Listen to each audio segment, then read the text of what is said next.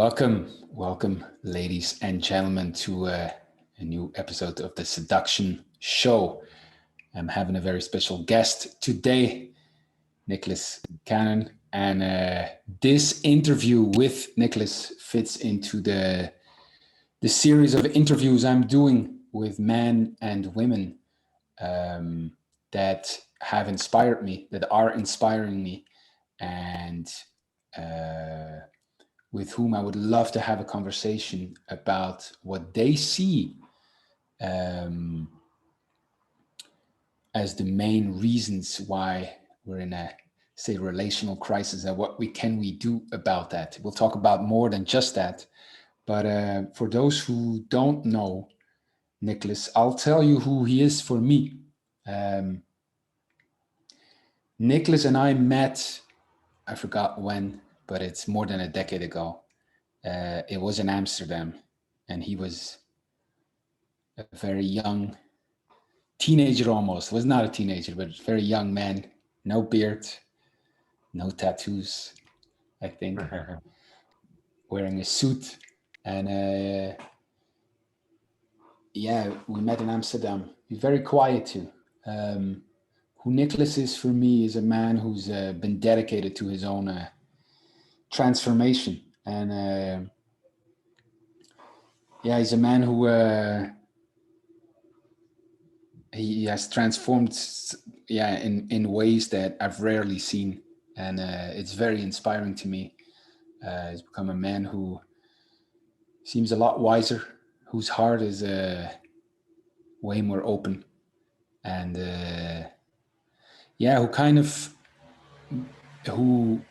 who has accepted and seen and probably experienced also the gold that is in one's suffering, and that's not something to avoid, but that therein lies some of the greatest power for our own transformation, getting to know ourselves and become more loving. Just last year, I talked with him in Bucharest, and it just struck me how much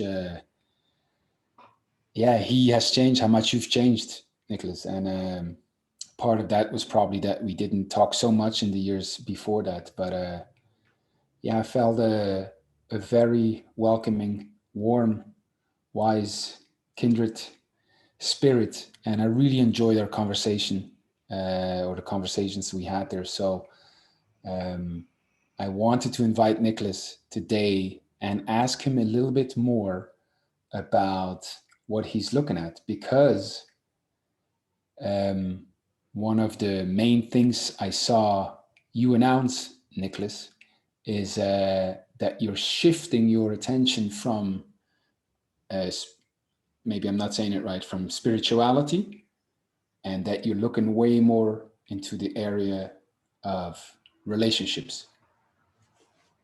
Is that correct? Yes, that is correct.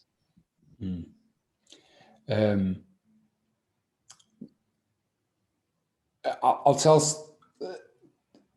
tell people a little bit more maybe first, so I don't have to do it and make mistakes, about what you have been doing in, say, the past 5 years. Mm-hmm. So I'll say maybe the first 2 or 3 of the past 5 years, I was very involved in dating and relationship coaching with men. And actually with some women too, but with anywhere from the young guy who's afraid of going and saying hi to someone to the recently divorced mid-50s, 60-year-old man who still wants to fall in love and believes that it's possible. But it was all about how do we create relationships that are fun, where connection is present, passion as well. So that was a big part of those first 2-3 years. Mm-hmm. And then I, both in my work and in my own journey, I kept bumping against some walls that seemed beyond the area of just relationship coaching, beyond the area of practical approaches or just disciplined ways of trying to become a more self-expressed human. And actually a very terrible, not terrible, it was very painful, but I'm grateful for it. A very painful breakup made me realize that, actually, oh, what am I teaching men? What am I teaching the people that I work with? If my own relationship suffered such an ugly death and things spiraled into so much toxicity, then I thought I knew everything that you should know about connecting with women and dating, and then I realized that whatever I knew was wrong. Like it was just not adequate, and it was humbling and destructive because then I just didn't know who I was, and that put me into a journey of exploration that, being from Colombia, culminated in very intense work with native shamans, especially around ayahuasca, like living their communities, drinking plant medicine well over 100 times in a short period of time, and understanding that there are deeper layers to our nonsense. That the guy that is afraid of going and saying hi to a woman, quite often it's beyond just telling him ABC, or the person that is closed off emotionally is beyond just telling them open your heart or share vulnerably. These are things that can help, but there are knots in our energy, in our body, in our psyche, often trauma that need being resolved. And once they're resolved, then connecting is um, an easier, well, it's a natural process, right? There's no need forcing. So I would say this was more of a spiritual journey of trying to understand the deeper layers of life.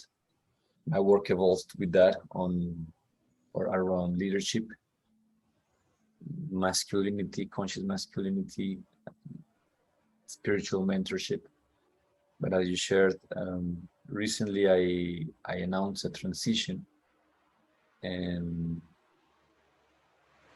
like for those of you watching or listening to this, the transition is from a work that has been like maybe heavily relying or based around spiritual concepts, moving into being focused or structured around conscious relationships.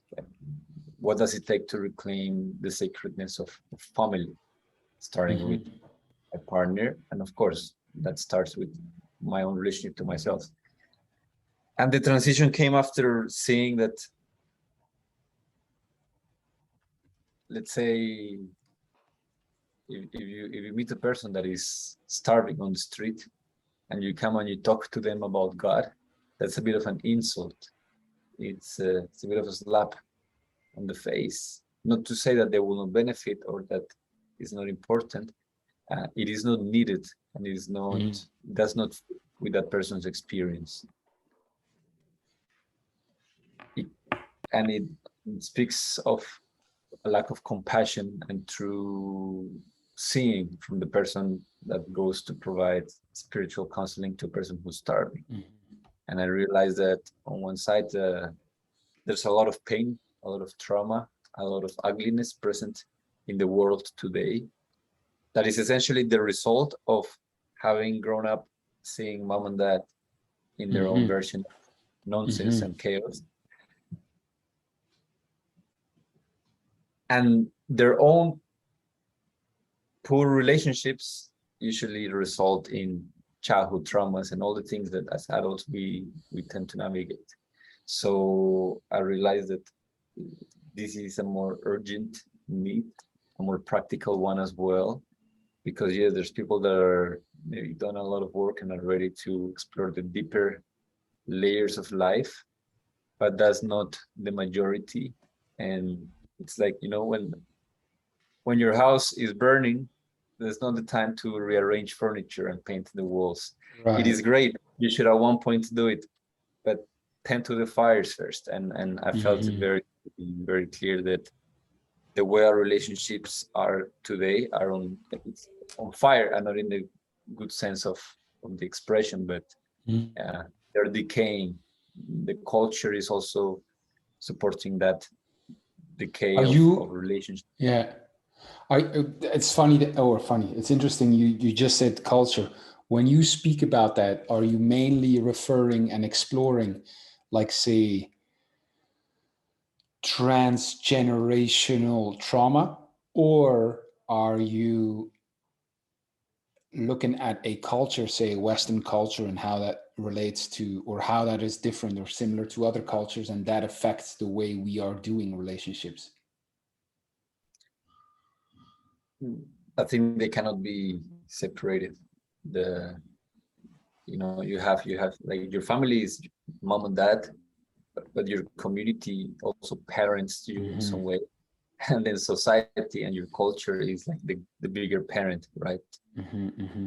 That gets to set a structure. So I believe we're failing in all ways culturally and at the level of culture for sure, and at the level of family as well. Mm-hmm. Well, it comes a bit earlier than maybe expected, but maybe this is a good time to ask you two questions I ask um, people on this podcast. And um,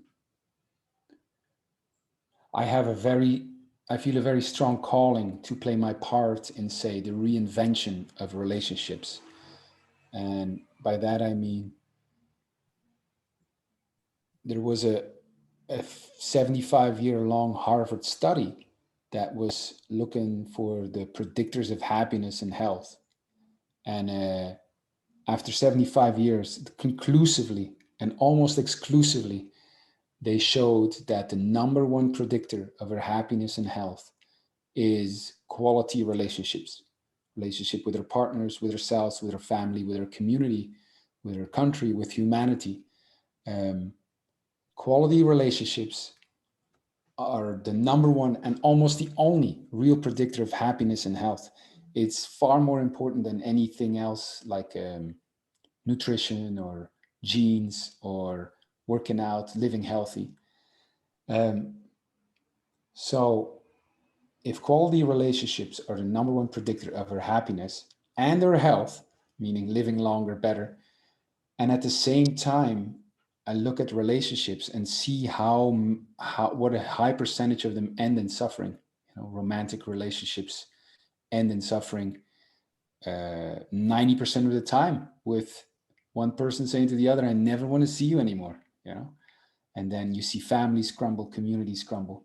That paradox or that contrast, you know, makes me realize we're not doing it well. You know, we could do it a lot better. And it's crazy to me how little we have, how little energy we really have put in it, like how little time, focus, money goes towards relationships. Because I think, yeah, it must be a great investment with an incredible return on investment, and yet we're not doing it well. We're crippled. So my question is twofold. One, according to you, why are we so crippled in the way we relate to one another? And two, according to you, what could we do about it? Mhm. Why are we still crippled? I would say the bigger part of that is a lack of personal responsibility. I think that's at the root of 99% of the relational dysfunctions. I heard, trying to remember who it was. Someone said, you go out to walk into the world barefoot, and because your feet start hurting, then you believe that it is the world that needs cushioning. You want to cover in leather the whole world so that your feet don't hurt. And he said, uh, sure, you will walk with more comfort, but it will take you forever if you ever get to that point. And personal responsibility is you make your own shoes. So wherever you go, you're good. I think this is at the root of crippled relationships, and it's like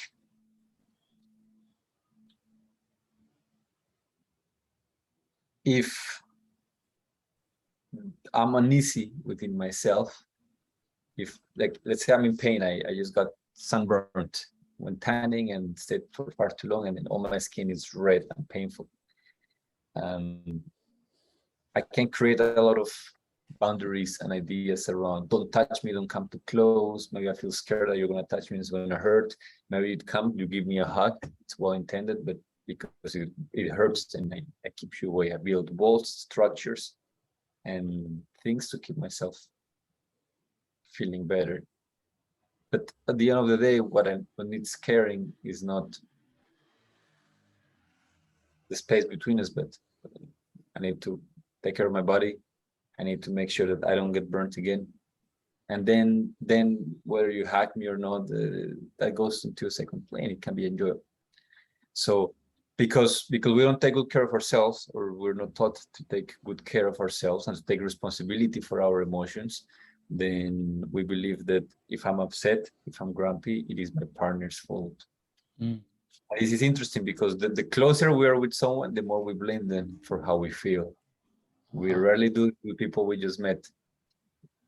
Like, let's say I just met you and then I have some judgments towards you. I'm more likely to think, oh, maybe I'm being judgmental. But if we are very good friends, then for sure, hands is A, B, C, right? Yes. For sure. If I meet a girl for the first time, I'm a woman, and maybe she's being loud, I may even enjoy it. I may think, wow, like she's so self-expressed. But the closer I am with her, the more that her being loud annoys me and bothers me. So we tend to outsource responsibility in a romantic relationship, well, in every relationship, but especially in our romantic ones. And that's something that you can never, like, no matter how many conversations you have, you will never get to the bottom of it because you're trying to fix life the wrong way. Like I'm left. I concur 100%. You know that the way we relate is largely hampered by not taking responsibility, say for the way we feel. But you also talk about judgments, and I'm left wondering, why is it so hard?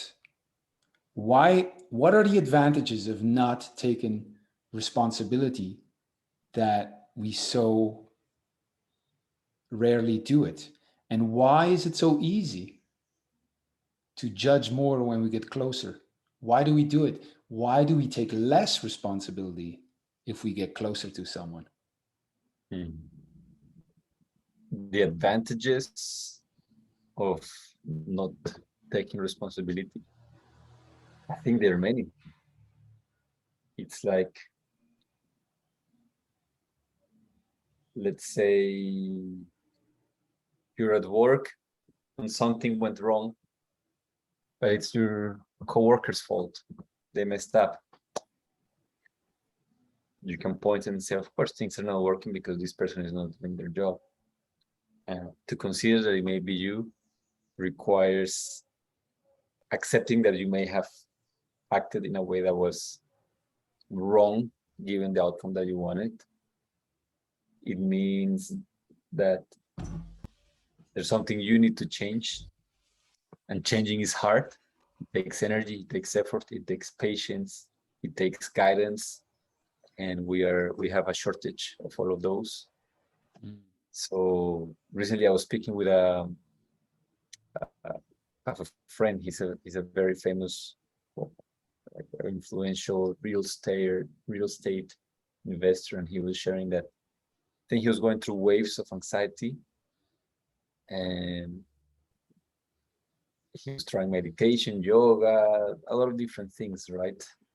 Um, it seemed to me that his anxiety was sparked, or it peaked when COVID started, and it was the potential loss of his business empire because of the Mm, lockdowns. mm. And he's like, for him, like his wealth is a big part of who he is. And I think just this over identification with his job and the role he serves um, brought up a lot of fear. And he tried a lot of different things, and then it surprised me.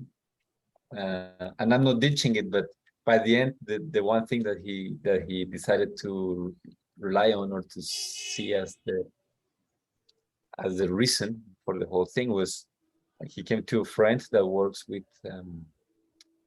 mold toxicity and metal toxicity in the body, and then he got like his body scanned and whatnot. And I think every human right now, because of the way that we live, we all have probably a toxic Mm. levels of mold and of metals.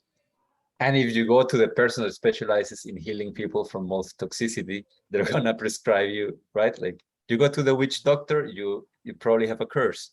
You go to the mold Mm. expert, you probably have mold toxicity. Um, and I felt he was like it gave him solace that it's not me.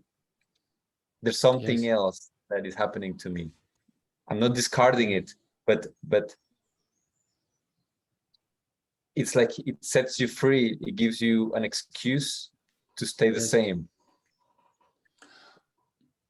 Well, what I've seen, like I could totally see the advantages of. I'll speak for me, okay? Could totally see the advantages of not taking responsibility, and I see the advantages also of judging someone. You know, when I'm in pain, the pain can be so big that I need to judge the other. I need to judge the other as a survival mechanism to deal with my own pain. It's otherwise too intense. So I can see that the advantages of judgment and the advantages of not taking responsibility. And yet, I have also experienced very much the the power of taking responsibility. I've seen the relief I do get when I stop judging someone and I break down the walls of my own judgment, and I could just feel it. You know, the person I was judging, you know, because I'm suffering from judging that person. There's no denying that. You know, it's not just I'm suffering from judging the other, and when I can break down the walls and like it feels incredible. It feels like a relief. And the same with taking responsibility. When I take on a bigger burden, when I take responsibility, there's an incredible freedom that happens to me. So I'm just left wondering, I've had that experience. Like I know the advantage of suspending my judgment or honoring someone. And I know I felt the advantages of taking more responsibility. And yet it's it's not it isn't natural yet. It's almost like going to the gym. You know it's good. Every time you go, it is good. There's nothing bad about it. And yet every time you have to say, no, I'm going to the gym. Isn't that startling? Like, are we that like am I that poor in like seeing the advantages of that I have to like fight for it every time?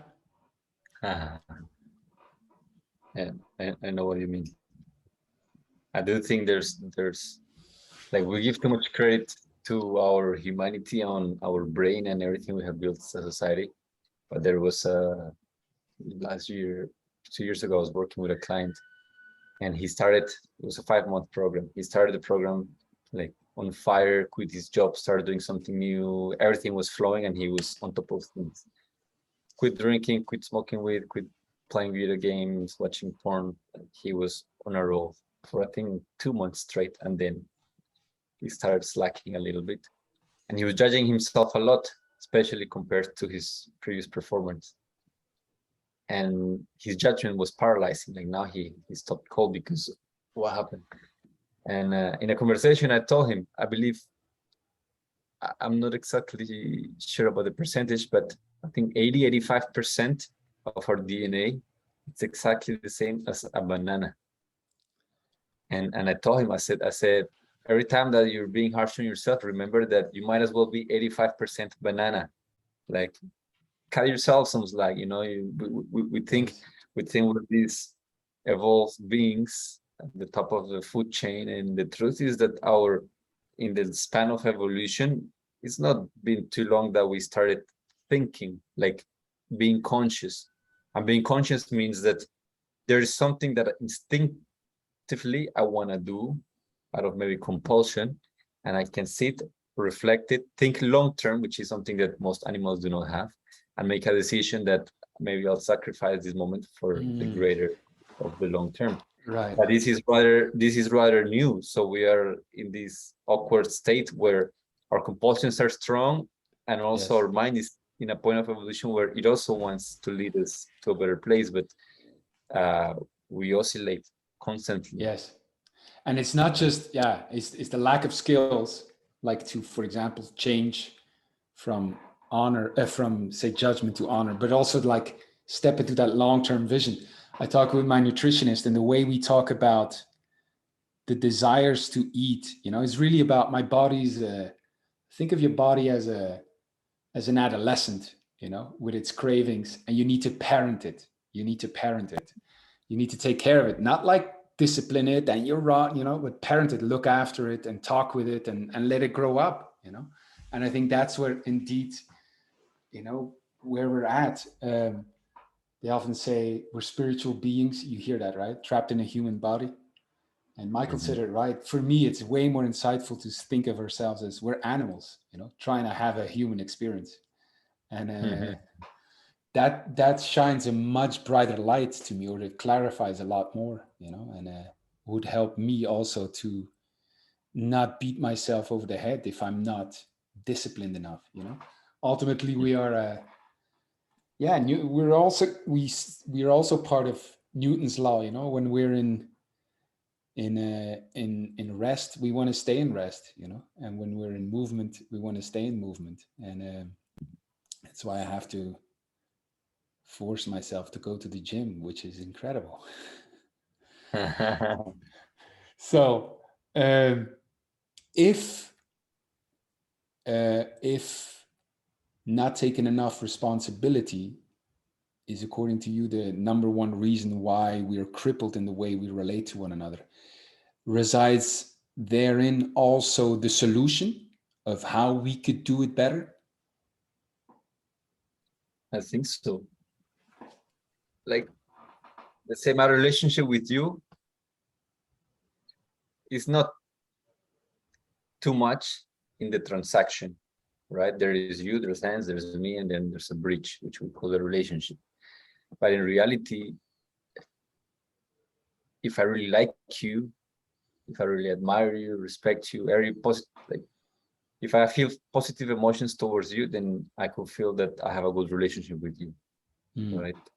Um, but in reality, it's all happening in my head or in my body. Like the biochemistry of admiration, respect, appreciation, love, it's all within me. Mm. Um,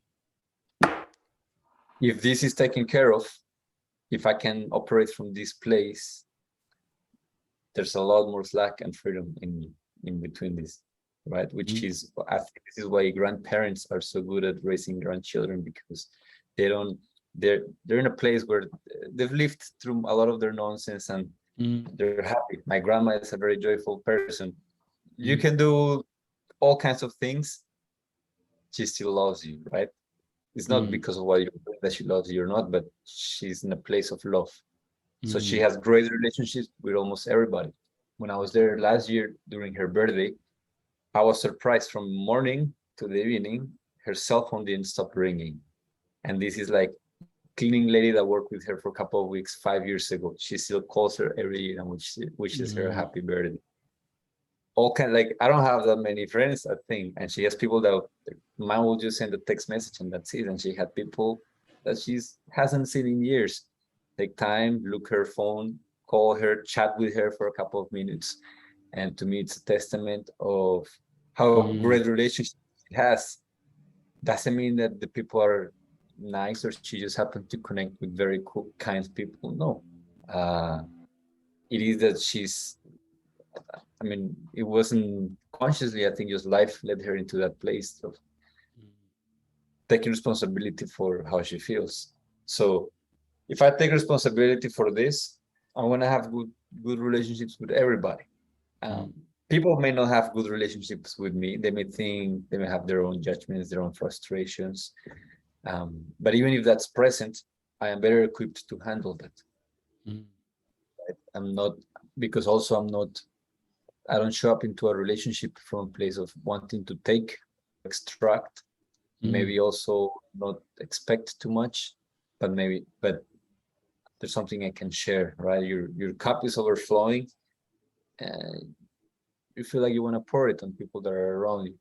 So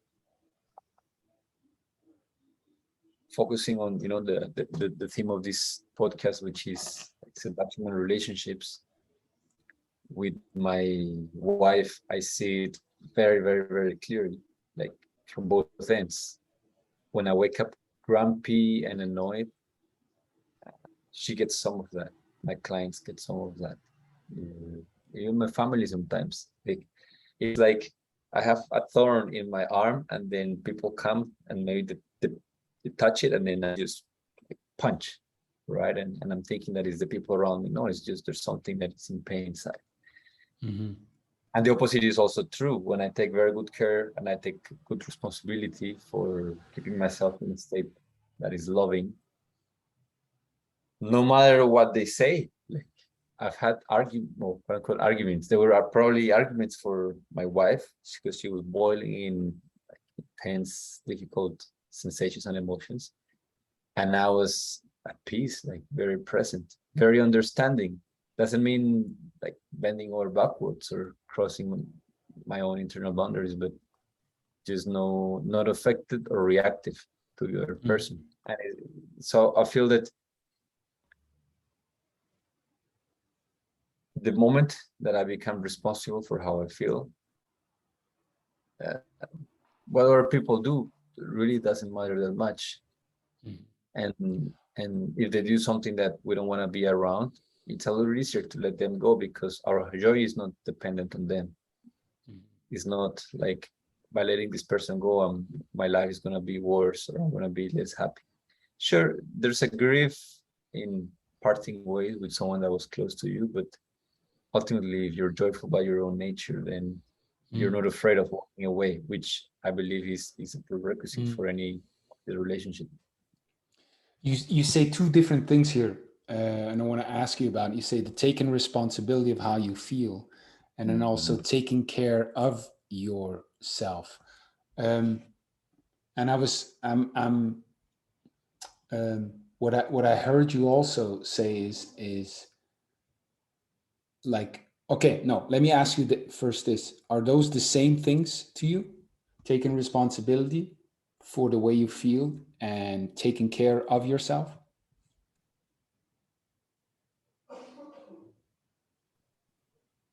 For me, yes. Like if I am responsible for how I feel, like Mm-hmm. I only take care of the things that I feel I'm responsible for, whether it's Mm-hmm. at work, with Mm-hmm. myself, my house, right? And I think this is like I feel I'm responsible for my place staying clean. Yes. Do I feel responsible for the street in front of my building? Sometimes I pick up trash that people drop. Sometimes I think it's not my problem, right? Yeah. But I think we naturally, as humans, we only take care of that which we feel we're responsible for.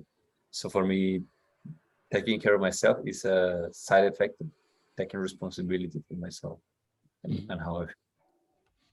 Let me run. I feel I got the liberty to run this by you. Um, it's interesting you say that because relationship vows I change with the women, exchange with the women in my life, are based very much on um, Abram Hicks, who's a medium, and I heard her say, and I thought it was brilliant. Um, the first vow is um, I will oh, the first vow is this: I will do everything in my power to keep myself happy. because if I'm happy, you're gonna like it. And I will never hold you responsible for the way I feel. So you're off the hook. And I see in that the first one really being the caring for your own happiness, and the second one being like I take full responsibility for it.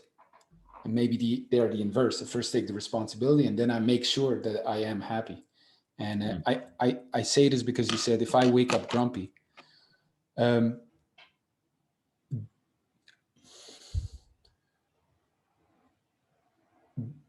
do you need to be happy to be taking responsibility? And do you need to be happy to be as a proof of you caring for yourself? And do you need to be happy to relate well to the other? Mm-hmm.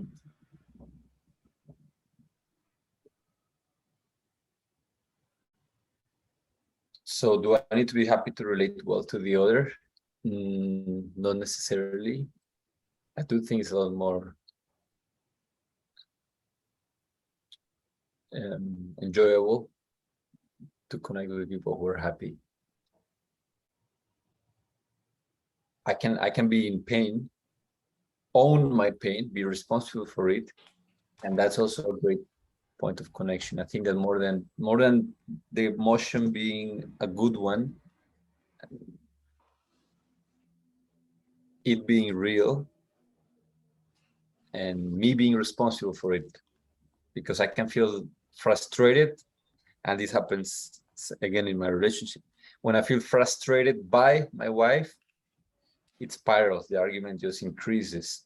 When I feel frustrated in connection with my wife, it is very different, because I can look at her and say, I'm feeling very frustrated in this moment, and I'm having a very hard time listening to you, and I don't like it. And she can witness that I am in the emotion. I'm not pretending to be sunshine and rainbows, but that none of it, I'm sharing my emotions. I'm not vomiting them onto her. And so to relate with another person, being truthful, being honest, and owning that, I think is what's needed, not being happy necessarily. Yes. Although it's a 100%. lot. Yeah, although it's a lot, if you give me two people, one of them is navigating pain responsibly, and Yes. one is joyful, I'll take the joyful person, right? Everything Yes. else. Too bad for you, because I recently really discovered the connection I can make, and that could go deeper when, yeah, being sad and staring into the abyss with someone. And for me, that's a bit of a revelation, Uh-huh. because I've always been I'm way more familiar with my enthusiasm and being. Yeah. But I really love your distinction between frustrated by my wife or frustrated in connection with my wife. I'm sad. Uh, uh, you made me sad, or I'm sad in connection with, and the real and the responsible. Um, yeah, I've discovered that any emotion and your facility, my facility to be affected is holds an incredible power to connect with the other if I'm being real and if I'm being responsible, like you say. So Yeah. that's great. Tell us a little bit more about your current relationship status. You got married, did you not? Yes, yeah, about a year ago, more or less. Uh-huh. So I'm learning more and more that commitment frees me, does not entrap me. I was not afraid of commitment. I was afraid of entrapment most of my life. I think most men can relate, and the women that listen to this, men are not afraid of commitment. No. They are very afraid of entrapment, because if you look, men throughout centuries have been willing to offer their lives for that which they were committed to, like without thinking twice whether it was, even if it was nonsense, it was a religion, it was a political ideology. If they thought this was the right thing for them, they were willing to die for it. There's no bigger Yes. commitment than putting your life on the line for that which you believe is the highest.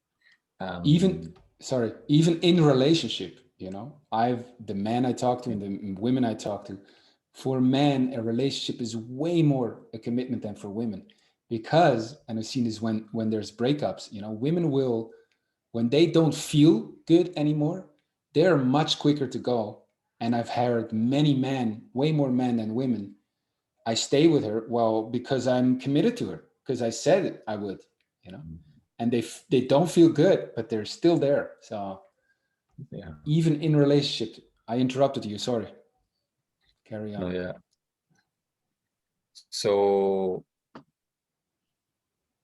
commitment, I believe the same. Most men are actually they thrive.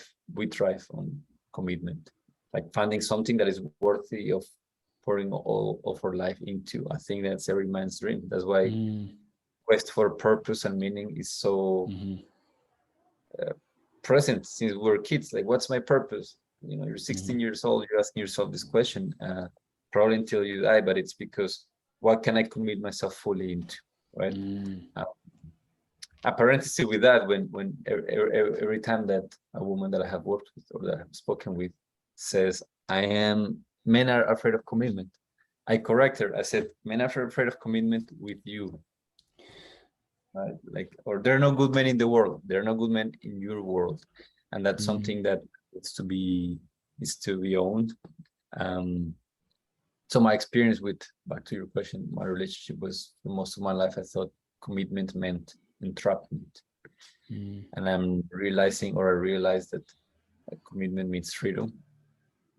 In my case, freedom from distraction and spreading myself thin with women with very fleeting casual relationships that were enjoyable but lacked depth, and also consumed a lot of my time and my energy that I am seeing since I committed. I started dating my partner. Since the moment that I committed fully, before even proposing, I just saw how my whole life also started organizing itself around many things.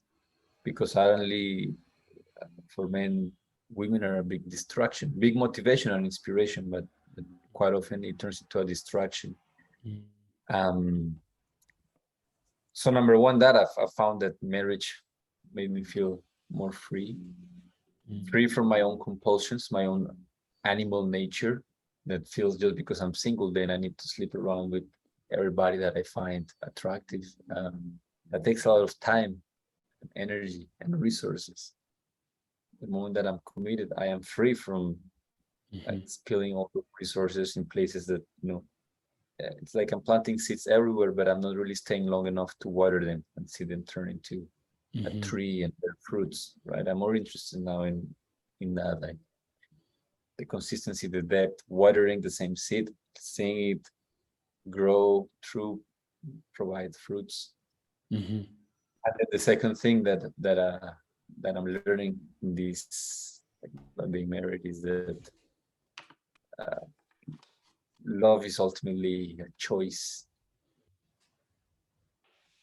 the stance, and it's a stance that has everything to do with myself.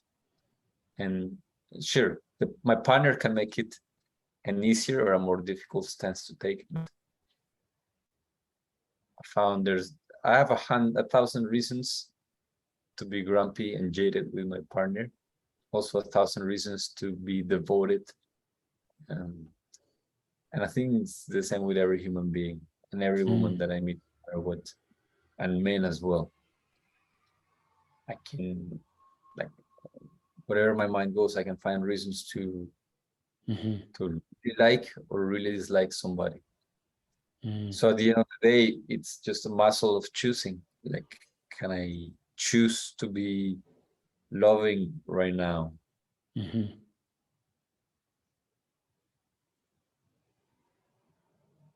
especially when it's difficult. It's a very samurai principle, you know. It's easy to be in service of when your master is being good to you. But the real samurai shows how loyal he is when the master is treating him badly. And are you, if ultimately to love is a choice, and it has more to do with you and where you're at,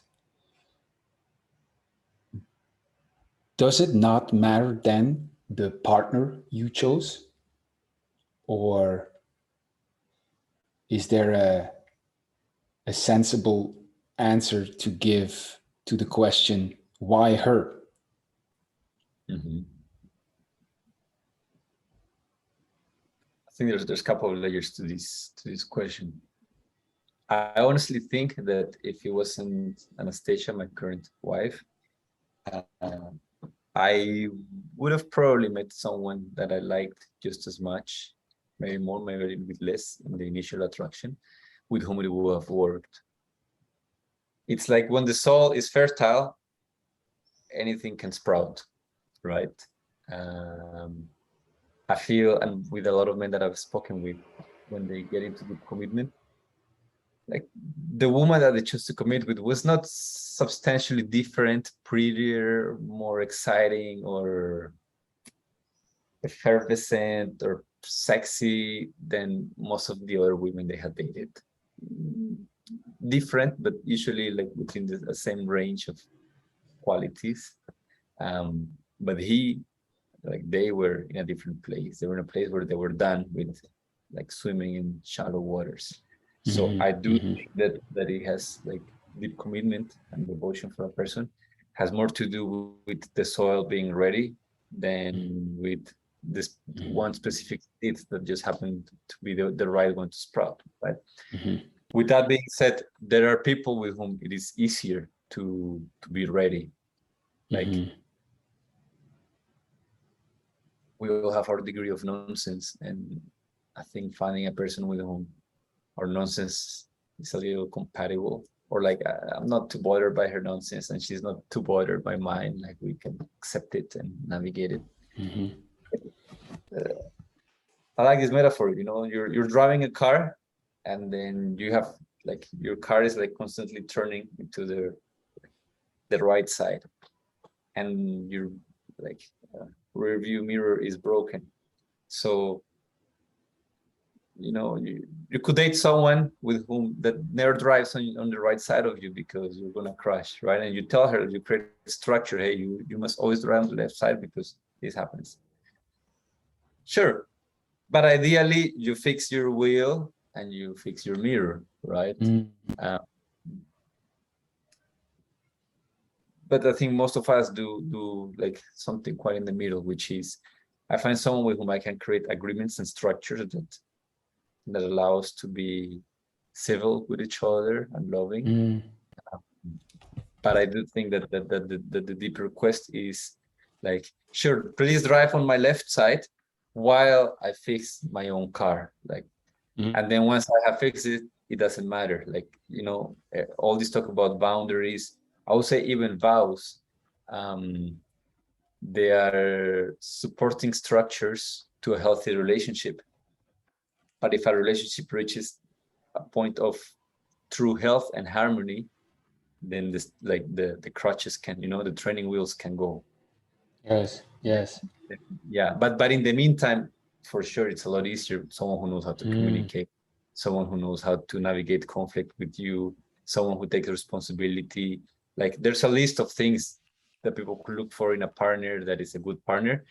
But at the end of the day, if you reach the point where you're fine and you're very fertile soil, anyone works. Like if you're really at that place, anybody works. If you're willing to be involved, something beautiful is gonna come out of it. And if the other person is ugly, your involvement is gonna transform that.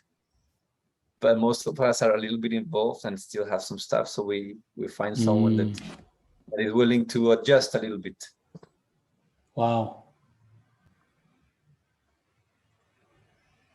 I'm just thinking of how the idea of that person is the one could be a justification for getting into a relationship prematurely, meaning you're not ready yet in terms of you could be with anyone. It's just a mind. Mm-hmm. I gotta explore this more.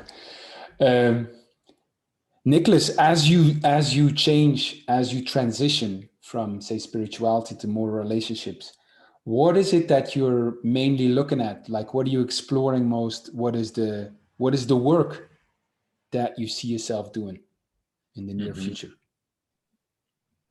So I would say essentially two things. The first, that like conscious relationship is impossible if it doesn't start within myself. Mm-hmm. It's like you want to build a home, but the two foundations are like crumbling. It's not, whatever you build is not going to last. So my first invitation is it's going to be around, okay, what does it take to let go of the stories that somebody else is responsible for my happiness? What does it take Mm-hmm. to reclaim this responsibility, to navigate it? A lot of that is making peace with him, with being wrong. Most people are afraid of saying I'm sorry or recognizing that they've been wrong. Even when they know they were wrong, it's like this fear of like come on, just okay, I was wrong. That's it. Start from there. This is a big thing. Um, so anyway, the first thing is people need to get to a place where like this feels exciting even alone, when you know the like, because if I feel good within myself, then I don't go out there begging. If I don't outsource my ability to feel good within myself, if I take care of it, then I can be a lot more picky, because Mm-hmm. ultimately we never allow anyone to treat us worse than we treat ourselves. But for most people, that's a pretty low standard, like pretty low. So number one, that, and number two, Wow. I laugh because that's so, it was almost as laughing in tragicomical, you know, because you said we never, I think it's a great phrase, we never let anyone treat ourselves worse than we treat ourselves. mhm. And for most people, that's a very low standard. Wow. That's painful. Yeah, Mm. it is. I think it also invites like, hey, because when I see toxic relationships, it Mm. shows me a lot about the inner dialogue that the person who Yes. thinks the victim Yes. has.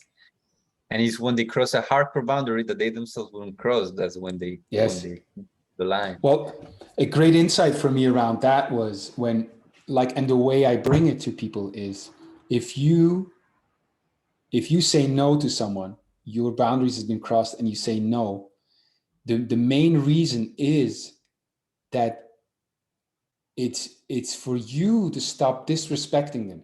Because if you don't say no to a boundary, it means that you allow the other to disrespect you. You're like your boundaries are crossed, you let the other disrespect you, which means you're going to end up disrespecting the other, because who do they think they are? So the real reason if to stop or to say no and really start protecting your boundaries is so you can also respect others, because you know there's, like you say, there's a very low level of self-respect that lies at the core of that. So Mhm. yeah, very insightful. Yeah, yeah. Well, resentment boils in most people's. I think that's what Mm, destroys relationships. That the lack. mm, I feel mm, they're doing so many bad things to me that I resent them, and mm, over time it just accumulates, mm, and maybe I go and cheat, or I just snap out and break mm, up apart. Um, which and this takes me to the second thing in couples. There's ultimately two approaches to having a mm, healthy, conscious relationship. One of them is the practical relational part, which is how do you establish a boundary? mm, What do you do when it's crossed? How do you know where your boundaries are? How do you establish healthy ways of communicating? How do you establish a structure that you use to navigate conflict, right? This is all like, hey, my car drives in this way and I cannot see. So then you establish a boundary that you never drive on my right side. You always come here. You don't go faster than this speed. It prevents crashing for sure. But ultimately there has to be another part that is approached with a lot more dedication and intensity. And it's that of like really becoming my own person and my emotions being a choice, my state of being my choice and on a reaction. Because the only reason I felt disrespected to be with is because there's something, like there's a thought, I think I'm too good, and they said something like, I took offense. They didn't offend me. I took offense to what they said. So now I have to draw a boundary so I don't offend them. If no offense was taken to begin with, the boundary is unnecessary because there's no resentment that moves, right? Or maybe I can maybe there's be saying words that are meant to disrespect, but if it's not touching me, I can approach the situation with a lot more tact and be like, you know, wow, like why are you saying that, instead of boiling in that space. So both are necessary. I think one is the training wheels that allow us not to crash with each other and to develop a lot of harmony, while we can let those go and ultimately come into a place where I am not offended. I do not take it personal. I do not allow, I don't give anybody, not even my loved one, the benefit of choosing how I should feel. Ultimately, you have to face that your car is veering off to the right. And but why is that? Why would I have to do that? What's the advantage? And why does it matter that I face the fact that my car is veering off to the right? Because you're bound to crash, like unless you set up too many rules, and your partner may listen to your rules, but people that don't know you, they come and they drive on that side, so you're eventually gonna crash. We go to that. It's like, am I padding the world or am I wearing my own shoes, right? Yes. Like there's just so much you can pad. You're gonna step on something one day that was not padded by you. So I talked to Philippe the other day. Go ahead. Yeah, so I think it's important because the source of pain is still there. The source of the potential crash and conflict is still there. And it's like, yeah, you can rearrange furniture in a sinking ship all that you want, but the ship is sinking. So like at one point you gotta, okay, you can rearrange it enough so that you can do what you need to do with the to deal with the ship, right? Like to put out the fire, to do what is needed. But the goal is never like the goal is not to have boundaries. Like a boundary is necessary because there's no harm, like things are a little dissonant, and that's okay with that. I think that's a reality because we're different. But that relationship can start drowning by too many rules, boundaries, regulations, then you have becomes like a company. You have a procedures, systems, and processes for how you navigate conflict around who cleans the house, and now you have this thing, and it can become too sterile. I'm seeing What We Do in the Shadows, a movie about vampires who live together, and they're having this meeting around cleaning up the house and putting paper on the floor when you're gonna kill someone with your teeth. Okay, like this is interesting. The rules as navigating tools as training tools. And just going one step back, I was talking to Philippe the other day, Philippe de Bro. Oh, I was not to say his full name, so I didn't. Philippe, and like to the question of what's the point of me facing the fact that my car is veering to the right? What's the value of that? And he said something like this: um, everything that's worth everything that's worth in life is connected with your fears and facing those fears and living and growing through them, because everything you build that's not connected with that, it will crumble, it will disappear. And he was really speaking to the aliveness and the power and the meaning and the relevance of everything that your fear is showing you. And I really resonated with that, because I see it, the incredible power of those fears, of the doubts, of the setbacks, of the pain, of the suffering, and that a lot of the gold resides exactly in that, you know. And you could find reasons not to deal with it, and maybe have arrangements not to have to go there, but going there is a real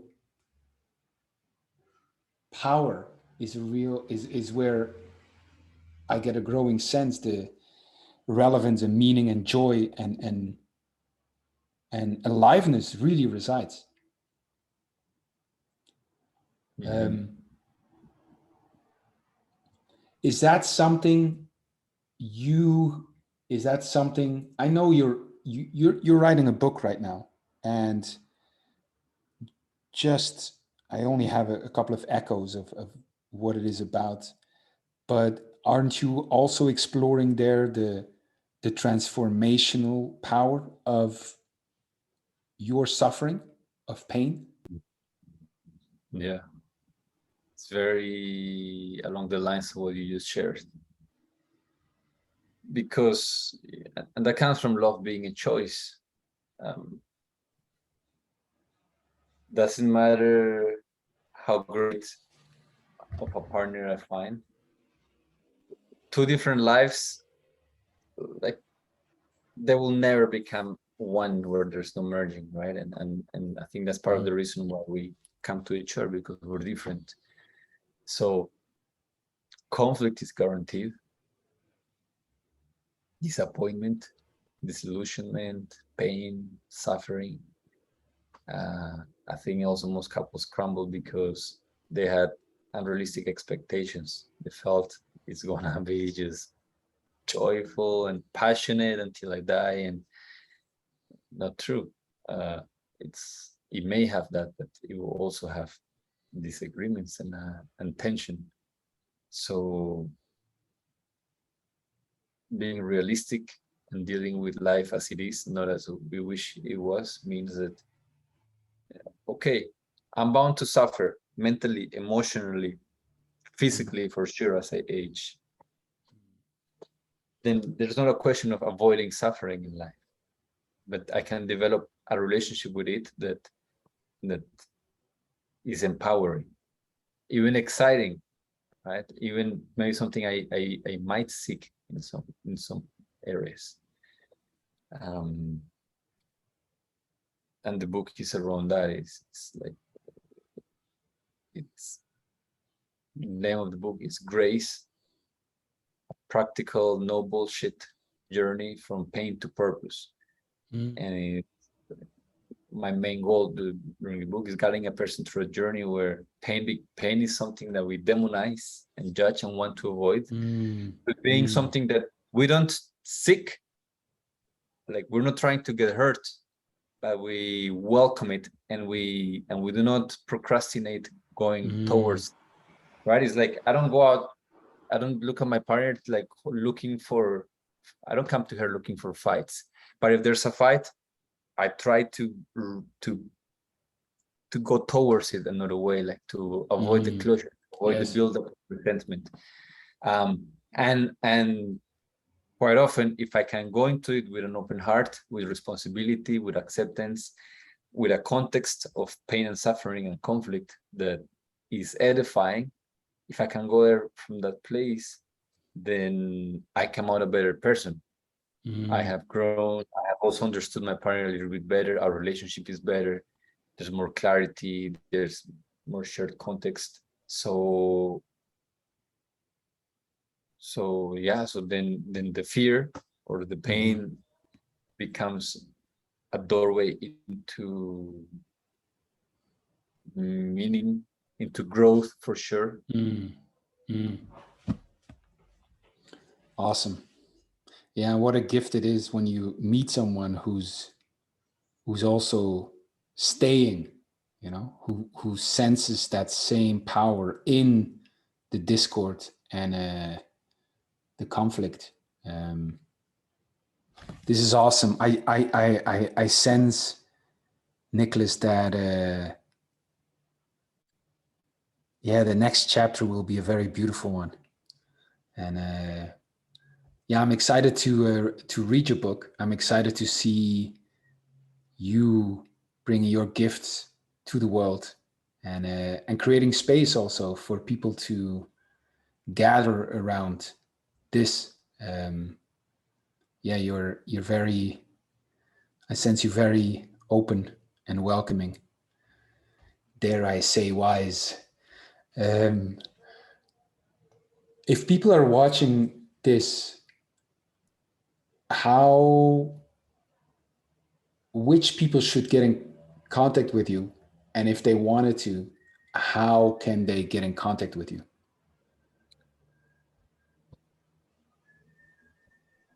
So which people should get in contact with me?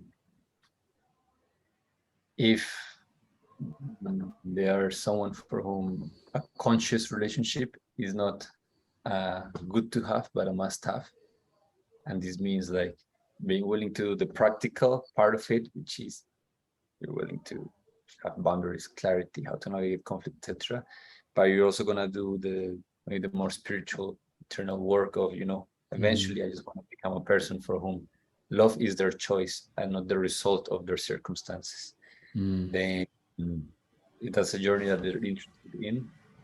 I'm happy to share, maybe even work, depending on the person, with them, supporting that. How to get in contact with me? You can find me on Facebook at Nicolas Canon, Canon, or on Instagram at Nico Canon, NicoCanon, and then underscore. Usually I'm very proactive about sharing things. Like I share a lot of content for free, openly. Yes. And right now the main thing is I'm promoting my book. So that's going to be a condensed version of the way that I live life and my perspective on that journey from that which we dread becoming something that we actually receive with humility. Beautiful. I'm very much looking forward to that, and that book, as I do looking forward to our conversations that are on the horizon very soon here in Colombia. Thank you so much, Nicolas. By the way, I will put the links that you just gave there underneath this recording. So you want to get in contact with Nicolas, you can click the link and find him there. Thank you, Nicolas. We'll talk soon. Thank you, Hans. Bye-bye.